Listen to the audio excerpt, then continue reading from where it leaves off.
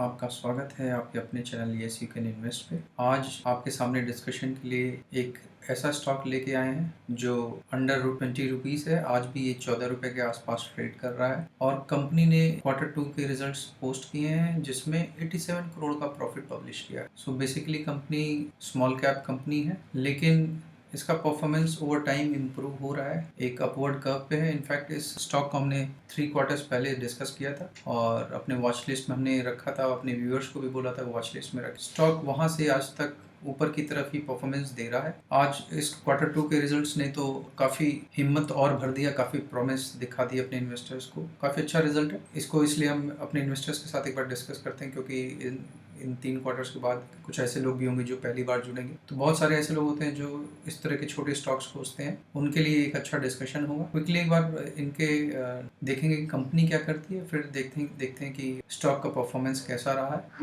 और so that जो हमारे व्यूअर्स हैं वो अपना डिसीजन, इन्वेस्टमेंट डिसीजन अकॉर्डिंगली भविष्य में ले सकें। और ये अच्छा केस स्टडी भी है अपने वॉच लिस्ट में रखने के लिए। तो लेट्स सी कि कंपनी करती क्या। बेसिकली कंपनी देखिए एक बासमती राइस, दाल, व्हीट, सॉल्ट, इन 4 सेगमेंट में काम करती है।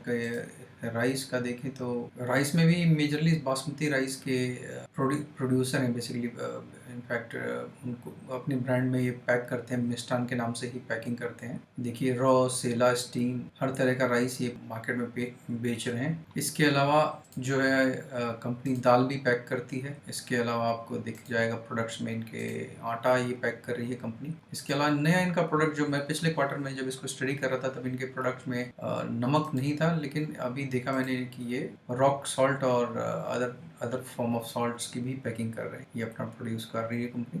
Rock salt, crystal salt, regular salt, तीनों सॉल्ट मैन्युफैक्चर कर रही है। एक बार इनके नंबर्स पे चलते हैं। देखिए 1414 करोड़ की कंपनी है, स्मॉल कैप है और बुक वैल्यू 3 है, करंट प्राइस 14 रुपए का है। इनका अगर क्वार्टर का सीधा रिजल्ट आपको दिखाते हैं तो क्वार्टर रिजल्ट में आप देखेंगे कि इस क्वार्टर में सितंबर में 318 करोड़ का सेल्स कंपनी ने पोस्ट किया है, जो कि पिछला सितंबर का नंबर्स इनके कहीं मिल नहीं रहे, मिसिंग है। लेकिन अगर उस मतलब आप मार्च 2018 से भी नंबर्स देखें तो 158, 169, 294, 318 करोड़ की सेल पब्लिश कर रही है। सिमिलरली प्रॉफिट्स भी देखेंगे तो करीब करीब 4 क्वार्टर से ये ग्रोइंग पाथ पे है। इनके प्रॉफिट्स इंक्रीज हो रहे हैं क्वार्टरली और एनुअल नंबर्स दिखाएं तो एक आइडिया लग जाएगा कि कितनी तेज ग्रो रहा। 2014 से देखेंगे तो प्रॉफिट्स ये एनुअल जो है 3 साल में 000, 17 में 1 और 18 में 6, 2023 में इन्होंने 50 करोड़ का पूरे साल का नेट प्रॉफिट था। इस साल इनके जून का अकेले 71 करोड़ का और सितंबर का अकेले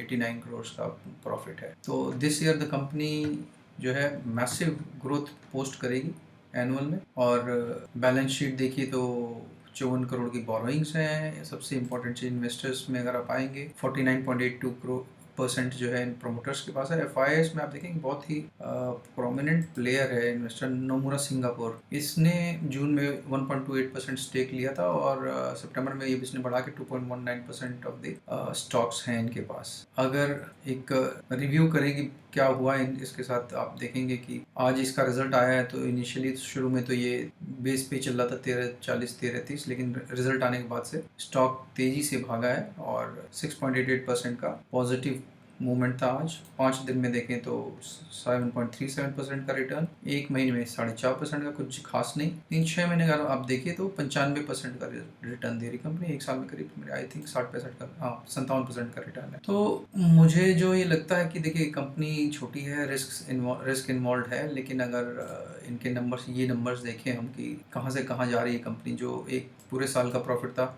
उससे ज़्यादा प्रॉफिट कंपनी जो है एक क्वार्टर में पोस्ट कर रही है। तो this year could be turning point for the company और इस साल कंपनी जो है रिटर्न्स भी अच्छे पोस्ट करेगी मेरे अनुमान के हिसाब से। और इस साल का हमने देखा ही है कि करीब करीब 57% का रिटर्न ऑलरेडी कंपनी दे चुकी है और मुझे लगता है कि यहाँ से भी कंपनी में काफ़ी मूवमेंट बाकी है। आई थिंक इसमें अभी जिस हिसाब का परफॉर्मेंस कंपनी दिखा रही है, अगर इस तरह का कंटिन्यू रहा कुछ सालों तक तो ये काफ़ी अच्छी कंपनी इसमें काउंट होने वाली हो जाएगी। ग्रोथ काफ़ी अच्छा बना के देगी अपने इन्वेस्टर्स के लिए। लेकिन सबसे बड़ी बात यही है कि सबसे इम्पोर्टेंट बात है कि भाई स्मॉल कैप स्टॉक है। तो जो रिस्क हैं, जितनी तेज़ी से ऊपर इस ऐसे स्टॉक्स जाते हैं उतनी तेज़ी से गिरते भी हैं। पता चले एक क्वार्टर में कुछ हुआ कंपनी के साथ, और कंपनी का जो रिजल्ट है बहुत ही, जितना अच्छी की तरफ जाता है उतना ख़राब भी कई बार छोटी कंपनियों के साथ हो जाता है। तो उस चीज़ वो रिस्क एक्सपोजर इसमें है। तो जब भी इन्वेस्टर्स इसके लिए प्लान करें तो वो उस चीज़ को दिमाग में रखें और अपना स्टडीज़ भी करें कि इसमें करना है कि नहीं करना है। या